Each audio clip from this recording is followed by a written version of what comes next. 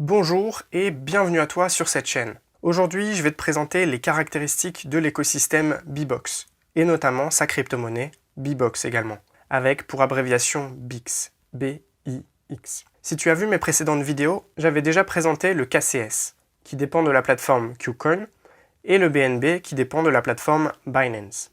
Ici, le BIX, c'est sensiblement la même chose. C'est une crypto-monnaie locale, donc uniquement sur ce site, qui a été conçue pour encourager l'utilisation de la plateforme Bbox, et inversement, le trafic du site Bbox augmentera la valeur du BIX.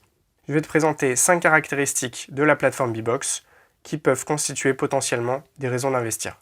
La première caractéristique de Bbox, ce sont ses frais de zéro ou négligeables. Je vais t'expliquer. Mais comme d'habitude, pour bien comprendre les choses, on va revenir aux fondamentaux. L'équipe de Bbox n'est pas du genre facile à trouver, vraiment pas. J'ai trouvé un seul représentant de l'équipe sur internet. C'est pas franchement très rassurant.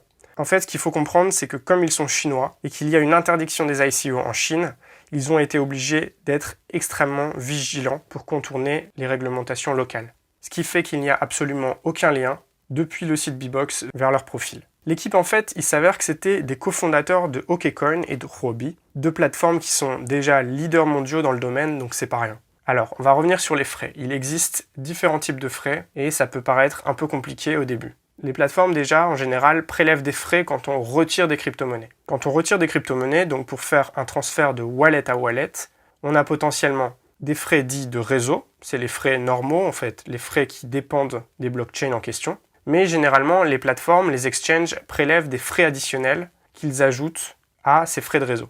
Et c'est là où c'est génial en fait, c'est que Bbox ne prélève aucun frais additionnel. Alors je te montre.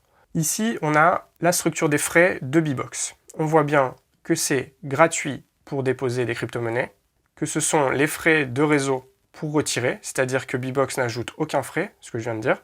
Et ensuite, on a les frais de trading, que j'expliquerai juste après. On va comparer d'abord les frais de retrait avec Binance par exemple. Ici on voit la structure des frais. Si on veut retirer du Bitcoin sur Binance, on voit que ça coûte 0,001 Bitcoin. Mais en fait on ne sait pas trop si ce sont les frais de réseau ou si Binance a ajouté des frais dans le tas. C'est un peu opaque, c'est vraiment pas très explicite. Avec Bbox, ce qui est bien, c'est qu'on sait, ils mettent clairement que les frais de retrait, ce sont uniquement les frais de réseau, il n'y a pas de frais additionnels. Si j'essaye directement sur Bbox de retirer du Bitcoin, ici dans la rubrique retrait, on se rend compte ici que les frais de transaction sont de 0,0008. Donc ça, c'est les vrais frais. C'est les frais de réseau, les frais pour la blockchain Bitcoin. Et on voit bien qu'il y a une petite différence avec Binance et que Bbox est effectivement moins cher que Binance. Donc Binance rajoute 2 ici, ce qui fait 0,001 Bitcoin. Ensuite, les autres types de frais, ce sont les frais de trading. Si on prend les frais de trading de Bittrex par exemple, c'est 0,25 par trade. C'est assez conséquent quand même. Les frais de Binance, c'est 0,1 par ordre. Alors, c'est déjà nettement mieux que Bittrex, et ça reste très raisonnable. Mais ensuite, avec Bbox, c'est un petit peu plus compliqué. On se rend compte que les frais sont soit 0,10% comme Bbox, soit 0% dans le cas d'un ordre maker. Ce qui fait qu'il donne la possibilité en fait d'avoir des ordres complètement gratuits. Un ordre maker, ça veut dire que tu ajoutes un nouvel ordre sur le marché. Tu ajoutes donc de la liquidité sur le marché. Contrairement à un ordre taker, où tu vas prendre un ordre existant, tu vas retirer un ordre du marché. Bbox, en fait, ils sont très malins parce qu'ils ont bien compris toute la problématique d'un exchange. Il faut vraiment se mettre à leur place là. La grosse difficulté de ce genre de site, les exchanges, c'est d'atteindre une masse critique. Sans atteindre cette masse critique, les marchés ne sont pas assez liquides, c'est-à-dire qu'il n'y a pas assez d'ordre sur le marché, ce qui est extrêmement pénible quand on trade parce qu'on peut avoir un spread très élevé. Le fait d'inciter les ordre makers, ça encourage la liquidité sur les marchés. On a plus d'ordres ouverts sur les marchés. Voilà, donc la première caractéristique de Bbox, c'est de pouvoir utiliser la plateforme sans frais. Et de toute façon, que l'on fasse des ordre takers ou makers, la plateforme reste tout de même moins chère que Binance.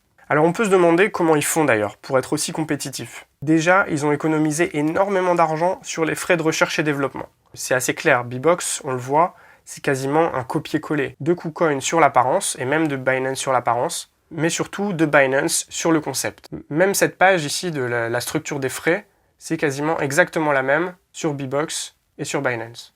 Il y a très peu de différence. Le deuxième point important, la deuxième caractéristique de Bbox, je ne l'avais pas encore mentionné exactement, Mais le BIX, le token BBOX, il est exactement pareil que le BNB. Ici, on voit bien, si on possède du BIX parmi ces crypto-monnaies et qu'on paye ses frais avec du BIX, ça nous réduit les frais de 50% et c'est dégressif jusqu'à 5 ans. Et ça, c'était un modèle qui, en fait, existait déjà chez Binance, voilà, ici. Et d'ailleurs, c'est exactement la même courbe de progression. Donc, posséder du BIX te permet de réduire les uniques frais du site, ceux que j'ai dit tout à l'heure, les takers. Et en conclusion, si tu utilises le site BBOX, achète au moins un petit peu de BIX, le token BBOX, pour réduire tes frais, ou alors ne fais que des ordres maker. Voilà, on va passer maintenant à la troisième caractéristique intéressante du site BBOX. Ce sont les outils qu'il va proposer pour les gros investisseurs. Un peu comme Kraken, Poloniex, BitMEX, Bitfinex par exemple, on aura accès ici au margin trading, c'est-à-dire aux effets de levier. C'est un outil dangereux, très dangereux même, mais particulièrement utile quand on a un niveau expérimenté en trading. Par ailleurs, on va avoir les ordres limites prochainement, mais également des outils assez peu fréquents mais très utiles comme les ordres iceberg. Ces ordres, les ordres iceberg, c'est vraiment excellent quand on est ce qu'on appelle une whale, une baleine. C'est-à-dire que si par exemple j'ai 1000 bitcoins et que je veux vendre ces 1000 bitcoins, si je les vends d'un coup, ça va avaler tous les ordres sur le marché. Et malheureusement, je vais les vendre moins cher que le prix auquel je voulais. Avec cet ordre avancé, l'ordre iceberg, je vais pouvoir cibler un prix, mais vendre automatiquement de manière fractionnée. Donc c'est vraiment intéressant. La quatrième caractéristique importante de BBOX, c'est que BBOX possède une force marketing latente. Pas aussi importante quand même que KuCoin, mais quand même. On s'en rend pas compte immédiatement, mais ils utilisent un arsenal de techniques différentes. En plus de l'absence de frais, ils proposent des concours, de l'affiliation, l'injection d'un grand nombre de tokens et le buyback. Le buyback, par exemple, c'est une technique efficace et de plus en plus répandue qui consiste à racheter des tokens et à les détruire. En gros, BBOX, tous les trimestres, ils vont prendre un quart de leurs bénéfices et ils vont racheter des tokens BBOX sur le marché pour les détruire. Alors, on peut se demander pourquoi est-ce qu'ils feraient ça? Ils vont perdre de l'argent en faisant ça, en rachetant des tokens et en les détruisant. Oui, mais en détruisant des tokens, ils vont réduire le supply max, c'est-à-dire le nombre de tokens maximum en circulation. Le token BBOX, le BIX, va donc se raréfier, il y aura moins de tokens, et son prix va donc augmenter au fur et à mesure. Enfin, la cinquième caractéristique essentielle de BBOX, selon moi, et ça n'est vraiment pas des moindres, c'est l'implémentation du DAI, D-A-I.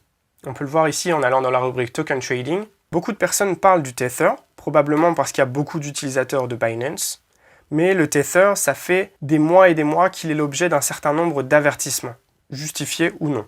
De toute façon, il serait extrêmement risqué d'avoir tout son capital en Tether, c'est un peu la loi de base de la diversification.